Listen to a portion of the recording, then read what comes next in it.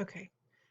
I'm really sorry for stopping where we stopped last time, but it'll be worth it. This is the best part. Are we ready?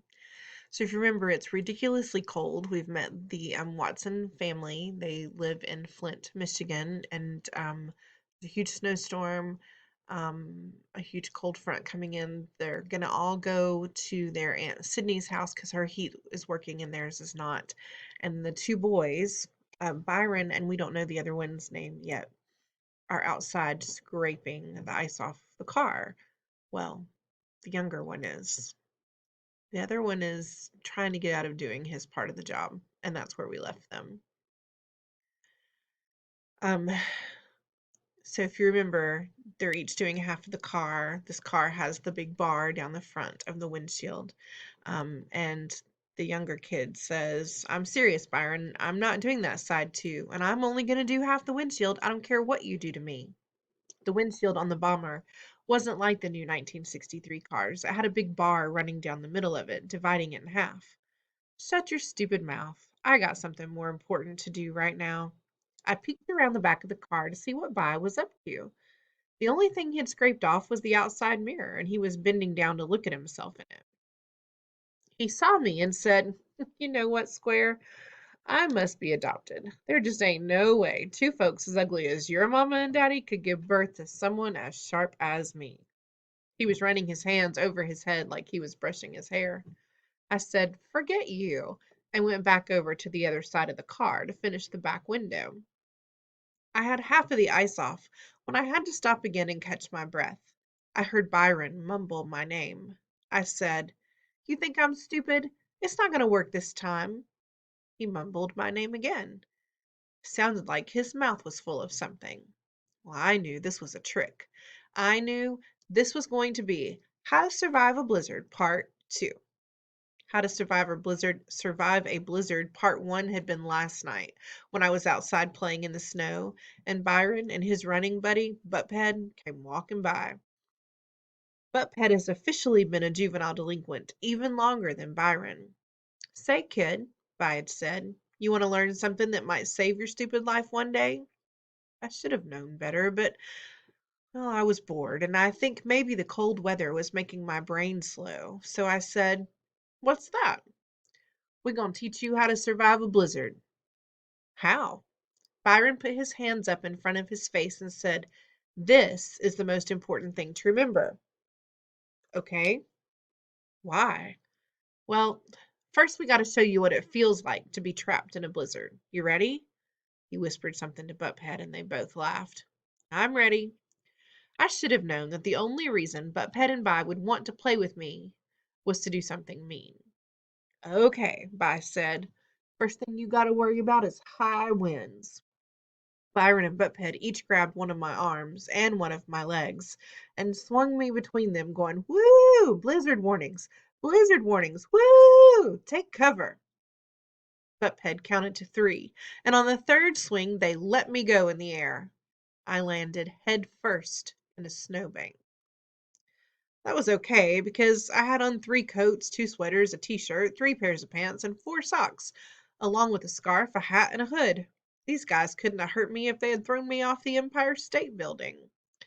After I climbed out of the snowbank, they started laughing, and so did I. Cool, baby brother, I said. You passed that part of the test with a B plus. What do you think, Buphead? Buphead said, Yeah, I'd give the little punk an A. They whispered some more and started laughing again. Okay, Vi said. Second thing you gotta learn is how to keep your balance in a high wind. You gotta be good at this so you don't get blowed into no polar bear dens. They put me in between them and started making me spin round and round. It seemed like they spun me for about half an hour. When slobs started flying out of my mouth, they let me stop.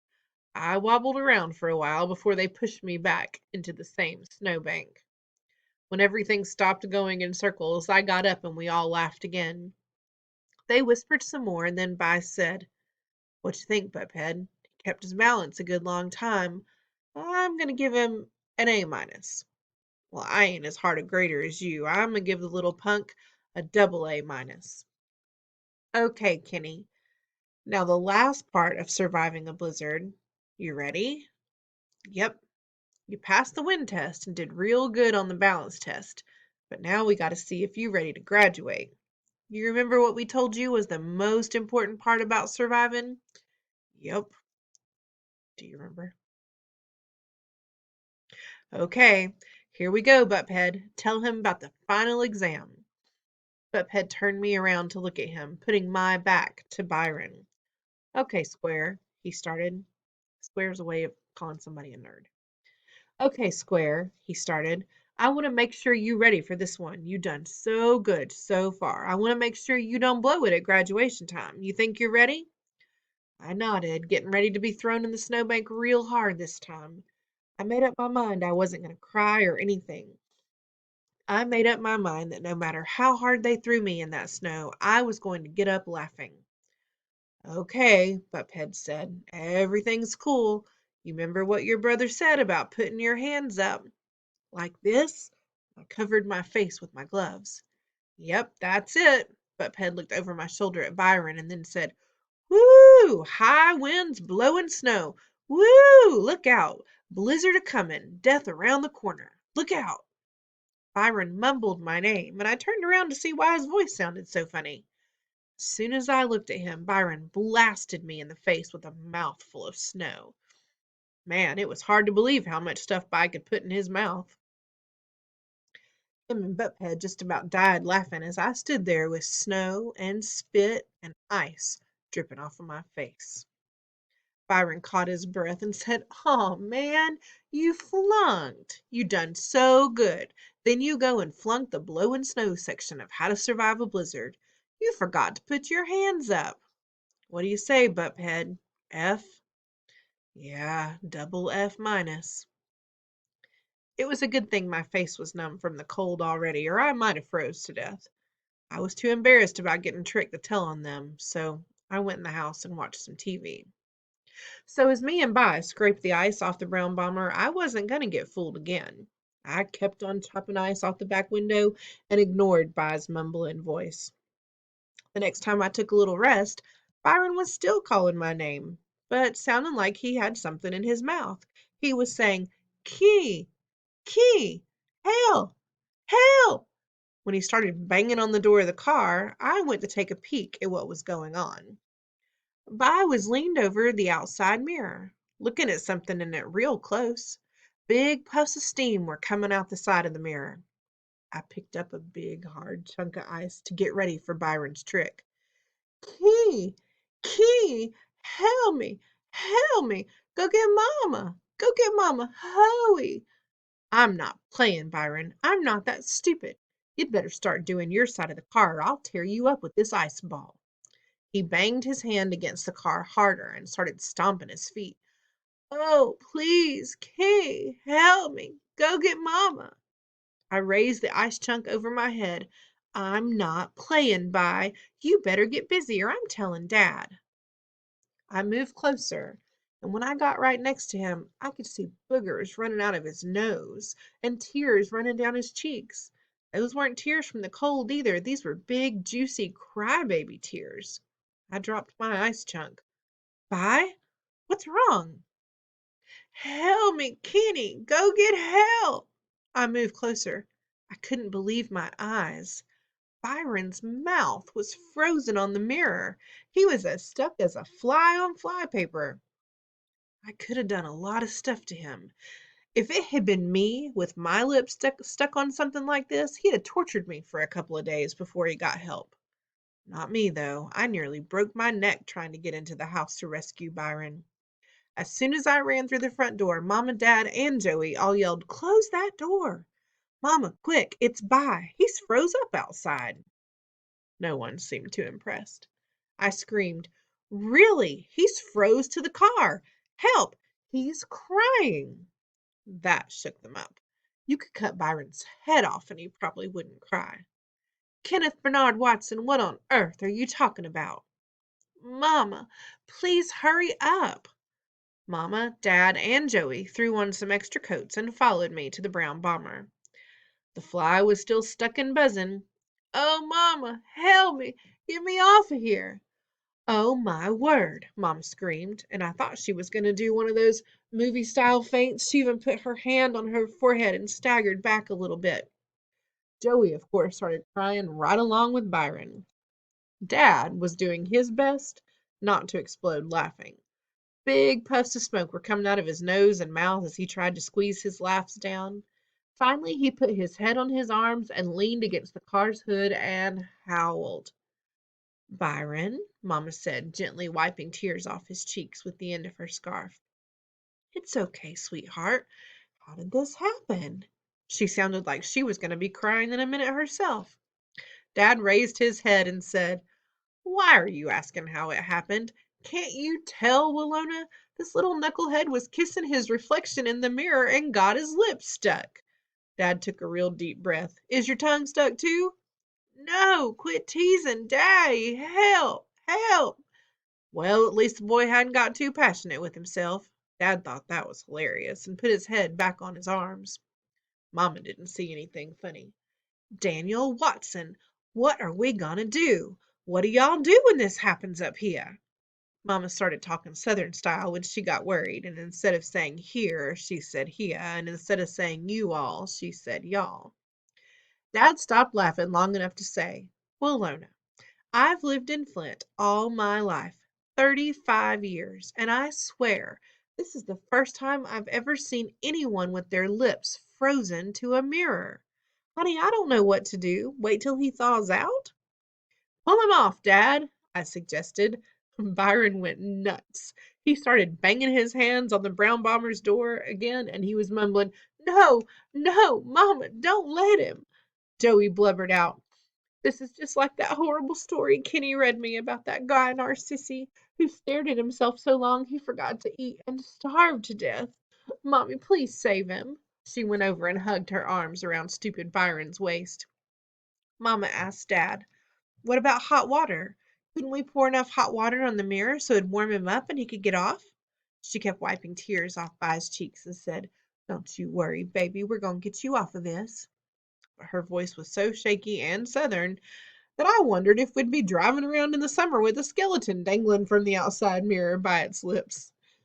Dad said, I don't know. Pouring water on him might be the worst thing to do, but it might be our only chance. Why don't you go get some hot tap water? I'll stay to wipe his cheeks. Joey told Vi, Don't worry, we'll come right back. She stood on her tiptoes and gave Vi a kiss. Then she and Mama ran inside, and Dad cracked up all over again. Well, lover boy, I guess this means no one can call you Hot Lips, can they? Dad was killing himself. Or the last of the red hot lovers either, huh? He tugged on Byron's ear a little, pulling his face back. Vi went nuts again. Don't do that. Mama, Mama, help. Kenny, go get Mama. Hurry. Guess that's not going to work, is it? Every time he wiped away the tears and the little mustache of boogers on Byron's lips, Dad couldn't help laughing until a little river of tears was coming out of his eyes, too. Dad tried to straighten his face out when Mama and Joey came running back with a steaming glass of hot water, but the tears were still running down his cheeks. Mama tried to pour water on the mirror, but her hands were shaking so much she was splashing it all over the place. Dad tried too, but he couldn't look at Byron without laughing and shaking. That meant I had to do it. I knew that if my lips were frozen on something and everybody was shaking too much to pour water on them except for Byron, he'd do some real cruel stuff to me. He probably would have accidentally splashed my eyes until they were frozen open, or put water in my ears until I couldn't hear anything. But not me. I gently poured a little stream of water over the mirror. Dad was right. This was the worst thing we could do. The water made a cracking sound and froze solid as soon as it touched the mirror and Vi's lips. And maybe Vi's mouth was frozen, but his hands sure weren't. He popped me right in the forehead, hard. I hate to say it, but I started crying too. It is no wonder the neighbors called us the weird Watsons behind our backs. There we were, all 5 of us, standing around a car with the temperature about 1,000,000 degrees below zero, and each and every one of us crying. Top, top, Vi yelled. Daniel Watson, what are we gonna do? Mama went nuts. You gotta get this boy to the hospital. My baby is gonna die. Dad tried to look serious real quick. Well, Lona, how far do you think I'd get driving down the street with this little clown attached to the mirror? What am I supposed to do? Have him run beside the car all the way down to the emergency room? Mama looked real close at Bi's mouth, closed her eyes for a second like she was praying, and finally said, Daniel, you get in there and call the hospital and see what they say we should do. Joey, Kenny, go with your daddy. Dad and Joey went crying into the house. I stayed by the brown bomber. I figured Mama was clearing everybody out for something. Byron did too, and he looked at Mama in a real nervous way. Mama put her scarf around Byron's face and said, Sweetheart, you know we gotta do something. I'm gonna try to warm your face up a little. Just relax. Okay, Mama. You know I love you, and I wouldn't do anything to hurt you, right? If Mama was trying to make Byron relax, she wasn't doing a real good job at it. All this talk about love and not getting hurt was making him real nervous. What are you gonna do, huh? Don't hurt me. Kenny, help! Mama moved the scarf away and put one hand on Byron's chin and the other one on his forehead. No! Help! Help me, Kenny! Mama gave Byron's head a good hard snatch, and my eyes automatically shut, and my hands automatically flew up to cover my ears, and my mouth automatically flew open and screamed out, Yow! I didn't see it, but I bet Byron's lips stretched a mile before they finally let go of that mirror.